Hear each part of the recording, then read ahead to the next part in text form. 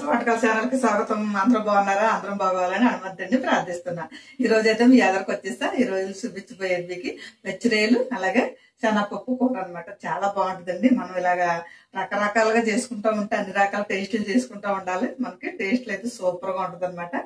శనగపప్పు అలాగే పెచ్చిరేలు కూర అనమాట. కావాల్సిన పదార్థాలు తయారు చేసే విధానం మీకు చూపిస్తాను, చూడండి. అలాగే అందరూ కూడా లైక్ చేస్తున్నందుకు చాలా చాలా ధన్యవాదాలండి. అలాగే సబ్స్క్రైబ్ చేసుకున్నందుకు నాకు మీరు అందరూ ఇలాగే సపోర్ట్ ఇస్తే నాకు నేను ఇంకా చేయాలనిపిస్తూ ఉంటుంది అనమాట. ఓకేనండి, చూపిస్తాను ఇప్పుడు చూడండి. ఇవన్నీ పెచ్చిరేలు అయితే నేను తీసుకున్నాను.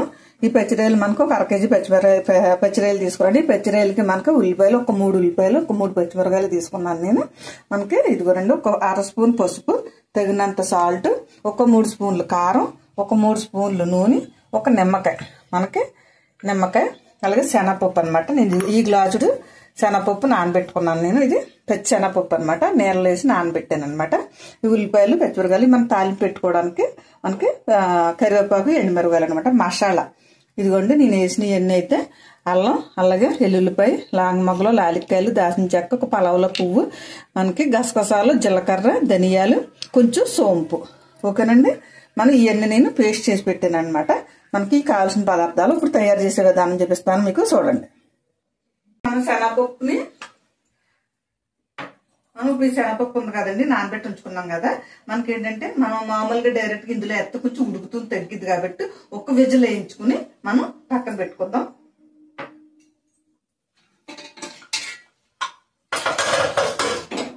ఇందులో నేను కొద్దిగా వాటర్ పోసుకుని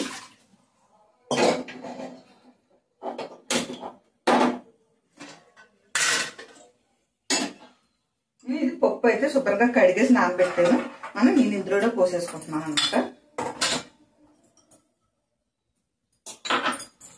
ఇందులో కొద్దిగా వాటర్ పోసి ఉడకబెడతాం.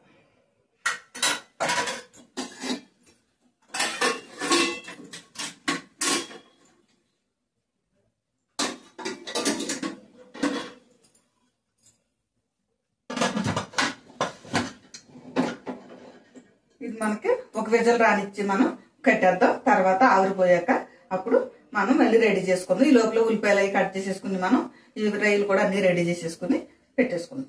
ఓకే అండి, ఇప్పుడు ఈ పచ్చిరాయలు చేసుకోవడానికి చాలా మంది భయపడతారు కదా. మనకి ఈజీగా మీకు ఈజీ మెథడ్ మంచి టిప్ చెప్తున్నాను, చూడండి. మనకు ఇప్పుడు ఈ తలకాయ ఉంది, ఇక్కడ ముళ్ళు గుచ్చిపోతుంటాయి కదా. మనకి ఈ కత్తిరితోటి ఇలాగా మనం ఈ తలకాడ ఇలాగే ఈ తోక్కాడ ఇలా తీసేసి ఇవి ఉన్నాయి కదా కాళ్ళు, ఇవి ఇలా తీసేసుకుంటే మనకి ఇలా కట్ చేసేస్తే చక్కగా మనకి ఈ పక్క ఇవన్నీ తీసేసాక మనకి ఈజీగా ఎలా అంటే వచ్చేస్తుంది అనమాట. మనకి కాళ్ళు ఈ తలకాయ కాడ మనకి ఇబ్బంది పెడుతుంటాయి కదా. ఇదిగో చూసారా, చక్కగా ఇలా వచ్చేస్తాయి. మనం కొంతమంది అయితే తలకాయలు ఇష్టపడరు. తలకాయలు కాడ కట్ చేసేసుకో, తలకాయ కూడా ఇష్టం లేదనుకుంటే మనం తలకాయ కాడ ఇలాగా ఇది ఇలా కట్ చేసేసి ఇది ఇలా కట్ చేసేసుకుంటే మనకి ఈ మీసాలు కూడా ఇలా కట్ చేసేస్తే కాళ్ళు ఇంకా ఈజీగా ఇలా కూడా వచ్చేస్తుంది అనమాట. పెచ్చిరాయలు తీయడానికి చాలా ఇబ్బంది పడతారు. మనం ఇలాగే ఈజీగా నేనైతే తలకాయ వండిచ్చి తీసాను, తలకాయ లేకుండా కూడా తీసాను. మీకు ఏది ఇష్టమైనా చేసుకోవచ్చు అనమాట. మనం ఇక్కడ మేత ఉంటుందండి, ఇక్కడ మేత కాడ కొంచెం ఇలా నొక్కుంటే మనకి ఈ మేతలాడితే ఇలాగ వచ్చేస్తుంది అనమాట. మనకి దీంట్లో నరవలాడది ఉంటుంది. ఈ నరవలాడది కూడా తీసుకుంటే మంచిది. తీయకపోయినా పర్వాలేదు కానీ అది అయితే ఈజీగా తీయాలంటే కొంచెం టైం పడుతుంది అనమాట. దాన్ని జాగ్రత్తగా తీయాలన్నమాట, ఇలా తీయాలి. ఓకేనండి, మీరు పెచ్చిరాయలు కూడా ఇలా కూడా మీరు తీసుకోవచ్చు అనమాట. ఇది మంచి టిప్ కింద ఉపయోగపడుతుంది. ఎందుకంటే కొత్తగా పెళ్లి లేని వాడికి, నేర్చుకునే వాడికి, కొంతమందికి రైలు చేయాలంటే ఇబ్బంది పడి రైలు కూర వండుకోవడానికి కూడా ఇబ్బంది పడతారు అనమాట. మనం ఈ ముళ్ళుని ఇలా కట్ చేసేసుకుంటే చక్కగా మన చేతికి గుచ్చుకోకుండా ఉంటుంది అనమాట. ఓకే అండి, నేనైతే ఇవన్నీ ఇలా చేసేస్తాను. ఓకే అండి, వచ్చింది. ఈ లోపల ఆవిరిపోయే లోపల మనం పక్క పెట్టేసాం. ఈ లోపల మనం గ్యాస్ వెలిగించేసుకుందాం.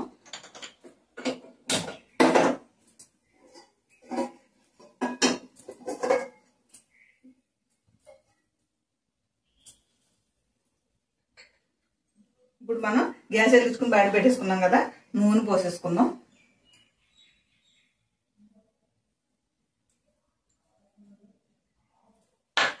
లోపల నూనె కాగుతూ ఉంటుంది. ఉల్లిపాయలు పచ్చిమిరపకాయలు కూడా కట్ చేసేస్తాం.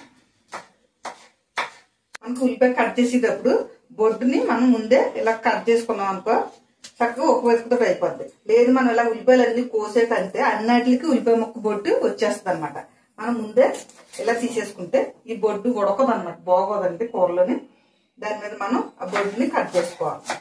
బొడ్డు తీసేయడం వల్ల ఉల్లిపాయలు మనకి చిన్న చిన్న ముక్కల కింద కట్ చేసుకున్నప్పుడు చక్కగా వస్తాయి అన్నమాట. నూనె అయితే కాగింది. నేనైతే ఒక 2 ఎండుమిరపకాయలు వేస్తున్నాను. కొద్దిగా కరివేపాకు బాగుంటుందండి. కొంచెం కరివేపాకు ఎక్కువ వేసుకుంటే మంచి టేస్ట్ వస్తుంది అనమాట. శనగపప్పు కూడా వేస్తున్నాం కదా.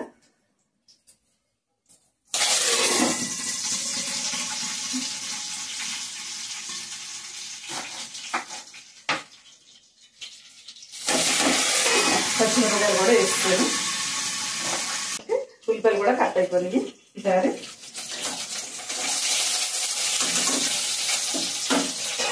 పచ్చిమిరపకాయలు కూడా వేగిపోయినాయి.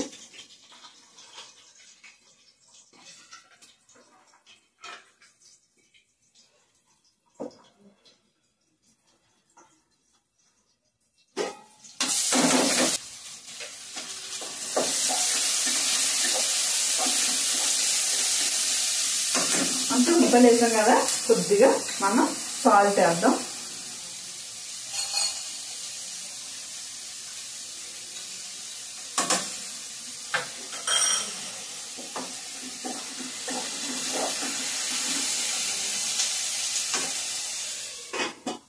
ఇప్పుడు మూత పెట్టేసి ఉంచేస్తే చక్కగా మగ్గి వేగుతాయి అన్నమాట. ఓకే, ఉల్లిపాయ అయితే చక్కగా వేగింది. ఈసారి మనం మసాలా కూడా వేసేసుకుందాం. ఈ మసాలా కూడా వేసేసుకుందాం. కొంచెం పచ్చివాసన పోయేదాకా వేగనిద్దాం. ఇంకా మసాలా అయితే వేగిపోయింది. మొత్తం ఈసారి కలిపేసి మళ్ళీ ఒకసారి వేద్దాం. మంచి సువాసన వస్తుందన్నమాట. ఇందులోనే ఇప్పుడు కొద్దిగా పసుపు,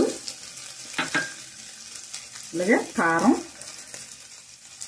మనం ఇందాక సాల్ట్ ఇందులో వేసాం కదా, చూసుకుని వేసుకుందాం. కొంచెం చిన్న మంట మీద మగ్గనిద్దాం.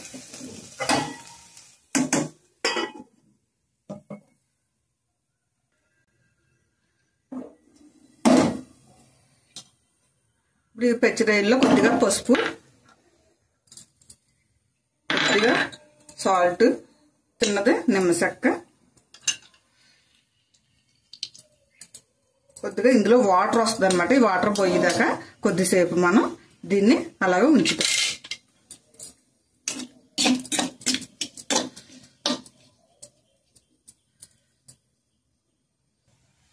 చూసారా, దానికి అదే వాటర్ వస్తుంది. ఈ వాటర్ అంతా అయిపోయేదాకా కొద్దిసేపు పొయ్యి మీద అలాగా ఉడకనిద్దాం. ఓకే, రొయ్యలు అయితే చక్కగా నీళ్ళంతా లాగేసినాయి. ఈసారి మనం గ్యాస్ అయితే కట్టేసుకుందాం.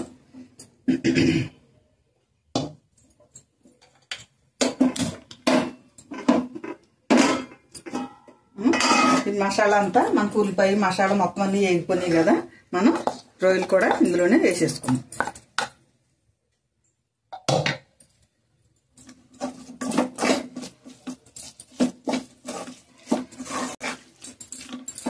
పచ్చిరొయ్యలు ఎంతంత పెడగొండి పచ్చిగా ఉన్నప్పుడు చూస్తే పెద్దగా ఉంటాయండి. తర్వాత ఉడకబెట్టిన తర్వాత చుట్టుకుపోతాయి అనమాట.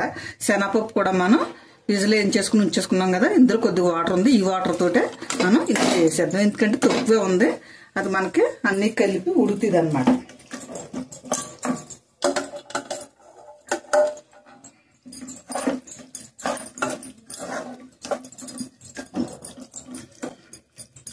ఇందులోనే కొద్దిగా నిమ్మకాయ, మనం ఇందాక దానికి కొద్దిగా పిండాం కదా రొయ్యలు ఉడకబెట్టేటప్పుడు, ఇందులో కూరలోకి కూడా మళ్ళీ ఈ చెక్క కూడా పిండేస్తున్నాం అనమాట. మనకి తీయగా ఉంటుంది అనమాట. ఎందుకంటే శనగపప్పు వేసాం కదా, కొంచెం తీపితనం రాకుండా మనకి ఒక నిమ్మకాయ పడుతుంది అనమాట. ఇప్పుడు చక్కగా ఉడకబెట్టుకుని కొద్దిగా మొత్తం అంతా కలిపి కొద్దిసేపు ఉడకనిద్దాం. ఒక చిన్న గ్లాసు నీళ్లు కొన్ని పోద్దాం.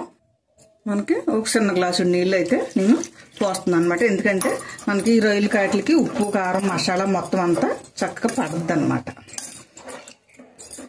కొద్దిసేపు ఇలాగా ఉడకనిద్దాం.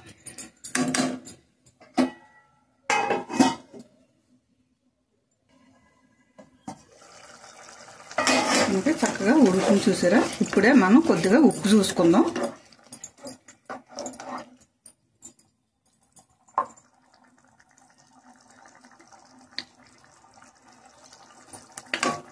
కొంచెం ఉప్పు పడుతుంది.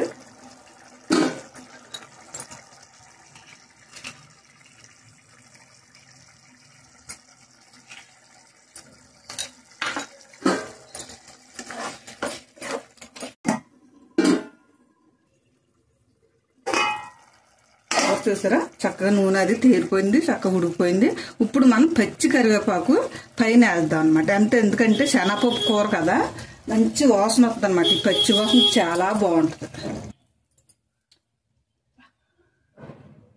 ఇదిగోండి మనకైతే కూర అయితే ఉడికిపోయింది. నేను కొద్దిగా పచ్చి కరివేపాకు వేసాను అనమాట. మన శనగపప్పు కూర కదా, బాగుంటుంది అనమాట మన పైకి. ఈసారి అయితే మనకి కూర అంతా దగ్గర పడిపోయింది. కట్టేస్తున్నాను, ఇంకా కట్టేసాను. ఈసారి వేరే బౌల్లో కూడా వేసేసుకుందాం. ఇదిగోండి చూసారా పచ్చిరేలు శనగపప్పు కూర అనమాట. చాలా బాగా వచ్చింది, మంచి వాసన గుమ్మగుమ్మలాడిపోతుంది అనమాట. ఓకేనండి. చూసారా శనగపప్పు పచ్చిరేలు కర్రీ అనమాట. చాలా బాగా వచ్చిందండి. మీకు కావాల్సిన పదార్థాలు తయారు చేసే విధానం చూపించాను కదా మీకు. మీరు కూడా ఇలా తయారు చేసుకుంటేనంటే చాలా బాగుంటుంది అనమాట. పుల్లగా తీతి చక్కగా కారం కారంగా మంచి గుమ్మగుమ్మలాడుతూ ఉందన్నమాట. ఓకేనండి. నచ్చితే కనుక షేర్ చేయండి, వెళ్ళకుండా సబ్స్క్రైబ్ చేసుకోండి. మళ్ళీ ఇంకొక ఐటమ్స్తో మీ ఎదురుకు వస్తా. బాయ్ అండి.